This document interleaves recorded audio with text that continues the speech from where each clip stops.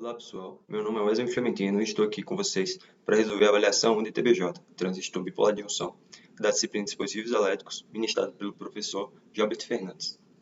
Bem, na questão 1, a tabela apresentada no item A foi construída tomando como base o circuito da figura abaixo, onde temos a entrada de 5 volts, o resistor de 470K, o potenciômetro V0 e o modelo especificado do TBJ, que é o BC548B.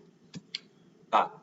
Construa a curva característica do transistor entre a corrente do coletor e a tensão de coletor emissor, usando os dados da tabela abaixo.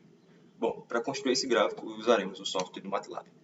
Bem, já dentro da plataforma MATLAB, podemos começar a construir nosso código. Vou construir o código aqui rapidinho e já volto. Voltando, nosso código vai ter essa cara, onde primeiramente declaramos as variáveis, no caso, a variável tensão de coletor e emissor, que está presente na tabela, está aqui. A corrente de coletor também está aqui, e adicionamos algumas funções que vão melhorar a visualização do nosso gráfico. A função plot, que vai plotar o nosso gráfico definitivamente. Adicionamos o lindoid, que é para aumentar a espessura da linha. Os labels, que é para melhorar a visualização tanto na vertical como na horizontal das nossas variáveis. O título, que vai ser o título do nosso gráfico. E ligamos a grade, que é para melhorar a nossa visualização. Esse vai ser o nosso gráfico. E já podemos responder a questão B e C. Questão B. A curva característica está conforme você esperava? Justifique sua resposta. Sim, por mais que não possua muitos pontos e não tenha uma curva muito acentuada aqui, ainda está bem parecido que nos foi apresentado em sala. Questão C. Ao observar o gráfico, identifica as regiões de operação do transistor. Bom, na primeira região, que vai de 0 volts até aproximadamente 0,3 volts, que é a tensão de saturação, nós temos a região de saturação, que é um grande crescimento de corrente, e logo após, onde a corrente fica praticamente constante, temos a região ativa do nosso transistor. Dando continuidade à nossa avaliação, estamos na questão D. Determine os valores da corrente de base do transistor e justifique sua resposta.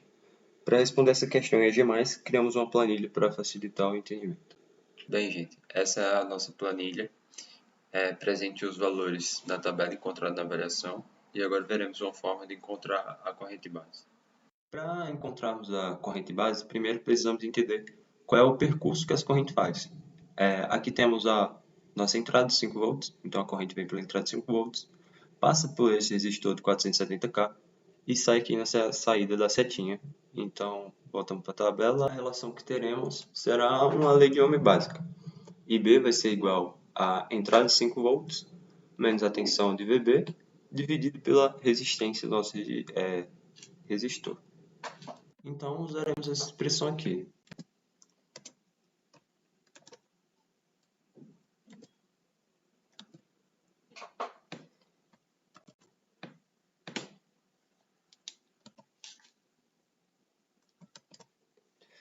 Dividido pelo nosso resistor de 400.000 ohms. Bem, aqui na planilha é bem mais fácil, porque é só a gente arrastar e vai dar todos os valores. Agora a gente já tem todos os valores, basicamente, da corrente base. E vemos que, praticamente, ela é constante em todos os pontos, porque os parâmetros para se obter ela são praticamente constantes também. Bem, já a questão que a gente determina o valor de beta para cada ponto da curva. Bem, o nosso beta vai ser o ganho estático do nosso transistor na operação de transistor comum, e o beta vai ser expresso pela corrente do coletor dividido pela corrente de base. Então vamos ter aqui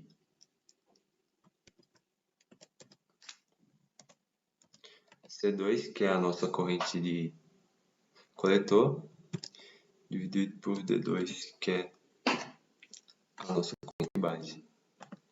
Depois é só arrastar aqui na planilha e obtemos todos os valores de beta.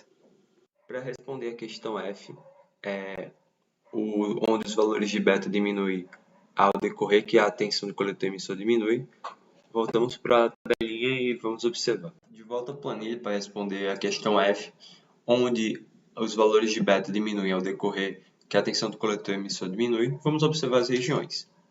Aqui no VCE, onde a tensão é aproximadamente 0,3, teremos a região de saturação. E acima disso, teremos a região ativa. Bem, a região de saturação vai ser quando o transistor vai funcionar com uma chave fechada. E a região ativa vai ser quando o transistor vai efetuar transformações de amplificação e chaveamento.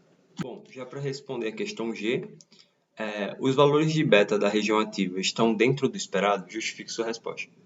Para notarmos isso, precisamos olhar qual é o ganho do transistor em seu datasheet.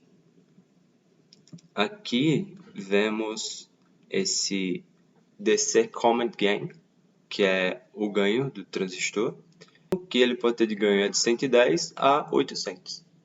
De volta à planilha, observamos que dentro da zona ativa, nosso transistor trabalha com aproximadamente 300 de ganho, ou seja, ele está dentro dos parâmetros exigidos do datasheet, o que favorece que ele trabalhe com máxima eficiência e maior segurança. Para respondermos as duas últimas questões, que são encontrar a tensão de Early e a resistência de saída, usaremos de novo a plataforma MATLAB. Bem, de volta ao MATLAB, usaremos uma designação de código parecida com a que usamos anteriormente, mas dessa vez iremos declarar as variáveis VCE e IC somente na parte ativa.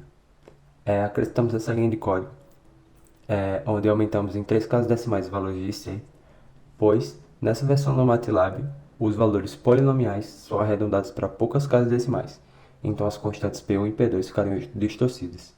E por fim, acrescentaremos a função de cálculo numérico CF2.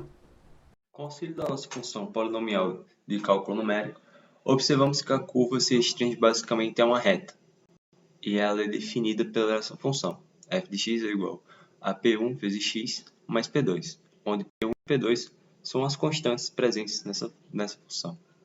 Para respondermos nossa questão H e encontrarmos a tensão de Early, zeraremos o f de x e substituiremos as constantes P1 e P2. Desse modo, descobriremos o valor de x, que será a nossa tensão de Early. E nossa tensão de Early vai ser menos 71,87 volts. Agora, para responder a questão I, de qual o valor da resistência R0 de saída entre coletor e emissor, usaremos o módulo da tensão de Early encontrado anteriormente, dividido por P2, e utilizamos P2, pois é o ponto onde o gráfico toca o eixo Y.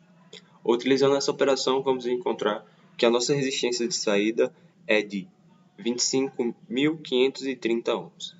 Bem, pessoal, dessa forma respondemos todas as questões propostas e finalizamos nosso vídeo por aqui. Até mais!